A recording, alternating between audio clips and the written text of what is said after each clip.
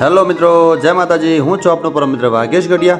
અને મિત્રો આજે અમે તમને એક એવી જગ્યાએ લઈ જઈ રહ્યા છીએ જ્યાં અનેક ચમત્કાર છે, જ્યાં અલૌકિક જગ્યા છે અને ખરેખર કુદરતી વાતાવરણથી ભરપૂર આ નજારો છે મિત્રો।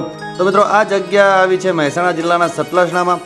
મિત્રો સતલાસણા ગામથી બહાર નીકળતા આપણે ઘોડિયાપુરા કરીને એક જગ્યા આવે છે। આ ઘોડિયાપુરામાં શ્રી લાકડિયા હનુમાન દાદાનું મંદિર આવેલું છે મિત્રો।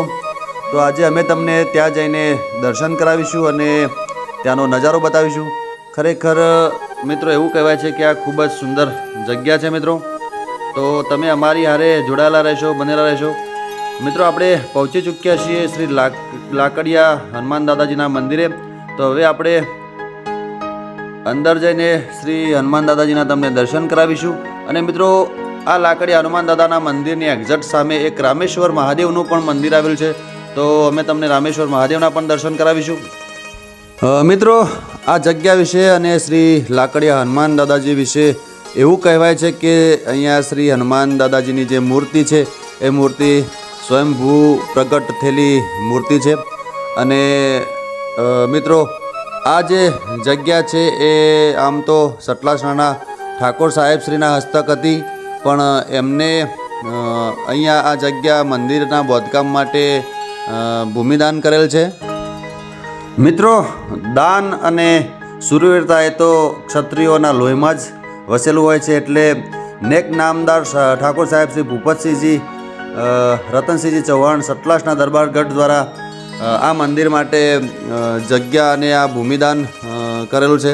ખરેખર ખૂબ જ સરસ કહેવાય મિત્રો। જે આપણે એક ફૂટ જગ્યા કોઈને આપી નથી શકતા, પણ આવા ક્ષત્રિયો દ્વારા આવા મંદિરોના બાંધકામ માટે અને બીજા અનેક ધર્મ કાર્યો માટે જગ્યાઓ પહેલાં આપેલી છે। એટલે ખરેખર એમનો ઉપકાર આપણે ક્યારેય ના ભૂલવો જોઈએ। મિત્રો સામે તમે જોઈ રહ્યા છો બહુ જ સુંદર અને રળિયામણી આપણને એક આંખે ગમી જાય એવી શ્રી હનુમાન દાદાજીની મૂર્તિ આપણને દૃશ્યમાન થઈ રહી છે।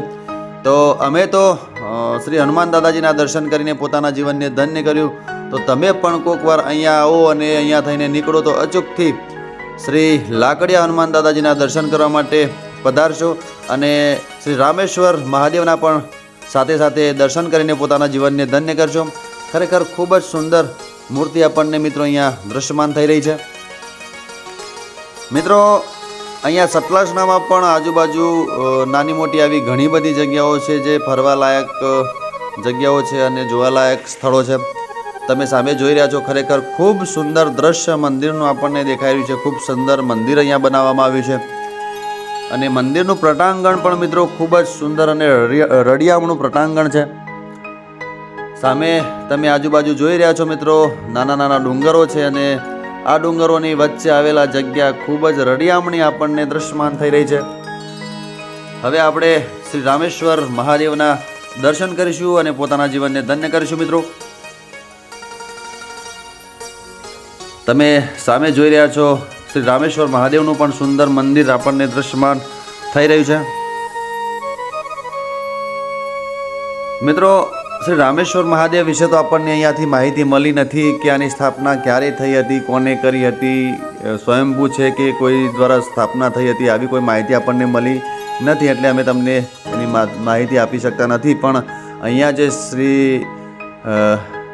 હનુમાન દાદાજીની જે મૂર્તિ છે સ્વયંભૂ છે, એટલે તમે અહીંયા આવો તો અચૂકથી એના દર્શનાર્થે પધારજો। ખરેખર ખૂબ જ સુંદર જગ્યા છે, ખૂબ સરસ વાતાવરણ એનું હોય છે। તો મિત્રો અમે તો દર્શન કરીને અમારા જીવનને ધન્ય કર્યું, તમે પણ અહીંયા પધારશો। મિત્રો અહીંયાથી આગળ જતા જંગલમાં એક નદી છે, એ નદીના કિનારે શ્રી અંબે માતાજીનું મંદિર પણ આવેલું છે। તો અમે તમને એના પણ અમારી ચેનલમાં દર્શન કરાવવાના છીએ અને એ જગ્યાનો નજારો બતાવવાના છીએ। તો અમારી હારે જોડાયેલા રહેશો, બનેલા રહેશો। મિત્રો અમે જે કામ કરી રહ્યા છીએ અને તમને સુંદર સુંદર જે લોકેશન બતાવી રહ્યા છીએ, જગ્યાઓ બતાવી રહ્યા છીએ, એ જો કામ અમારું તમને ગમતું હોય તો અમને ફૂલ સપોર્ટ કરજો અને અમારા વિડીયોમાં કોમેન્ટ કરજો અને અમારી હારે બનેલા રહેશો, જોડાયેલા રહેશો। અને આવા જ સુંદર સુંદર વિડીયો અમે તમને ફરીથી પણ બતાવતા રહીશું। તો તમારા પરમ મિત્ર વાઘેશ ગઢિયાને રજા આપશો। ફરીથી મળીશું, ત્યાં સુધી આવજો બધા। જય માતાજી, રામ રામ, નમસ્કાર, જય માતાજી। આવજો બધા.